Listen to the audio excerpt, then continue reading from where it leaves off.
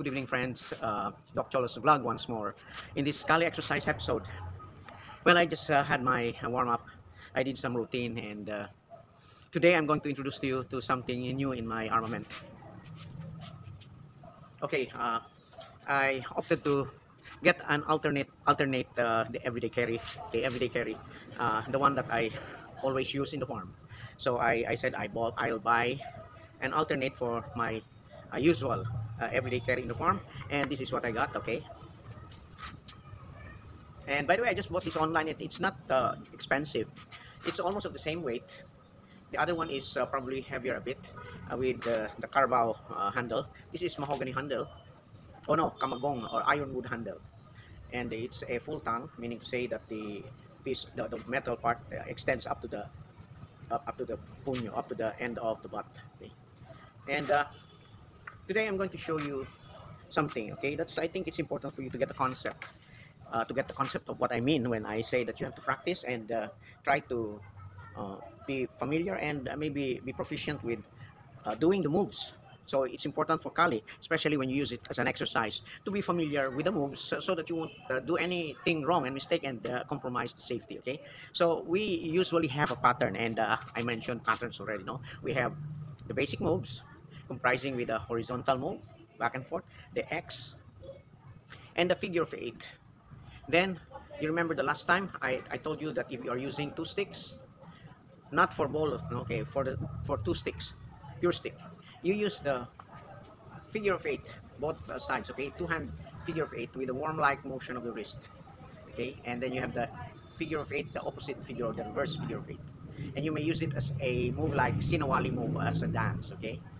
Okay, and the other one, I hope you still don't forget that there is what we call as the triangular shape pattern. Okay, and this is what I'm going to show you. This is what I'm going to show you. Okay, I put some tape.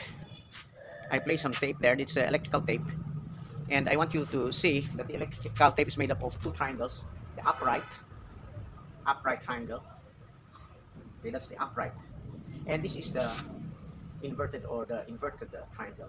The base is up, the apex is down, while the upright triangle is the apex is up, the base is down. Now, it's important as a theory, as a concept, that you have to focus on all components of the triangle. Why?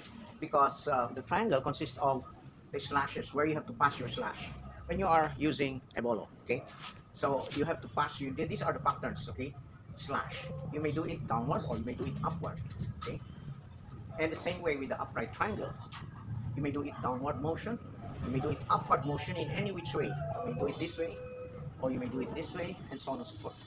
The angles, you have 6, 1, 2, 3, 4, 5, 6. You have angles, becomes the point of stab. Okay, this lateral angles corresponds to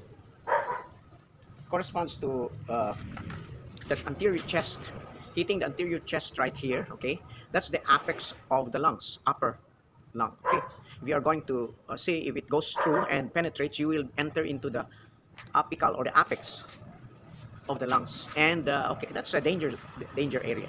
Or maybe you can choose the neck. Okay, in the same manner, you also are able to hit vital organs such as the artery that goes to the head. Okay, so the heart pumps blood to the head passing through the neck, and if you use this as a target for the neck, two, that targets the carotid arteries. Okay, if you choose to hit this, that's the apex of the lung, and once you penetrate the thoracic cavity in that area, then the lungs collapse. Okay, the lungs will collapse. Okay, the center, the apex of the upright triangle corresponds to this. Okay, and that corresponds to this. It also enters into the lung, the mediastinum. Okay, and that's the front. Okay, that's the area of the heart.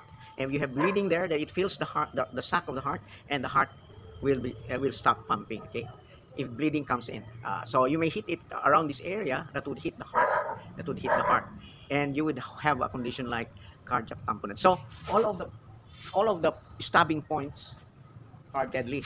Okay, the lower points, by the way, okay, are in the lateral portion of your body of the trunk. Okay, and you may have it going up. That would correspond to the upper part of the lateral portion hitting. You may hit the armpit. Okay, the armpit goes to the lungs as well.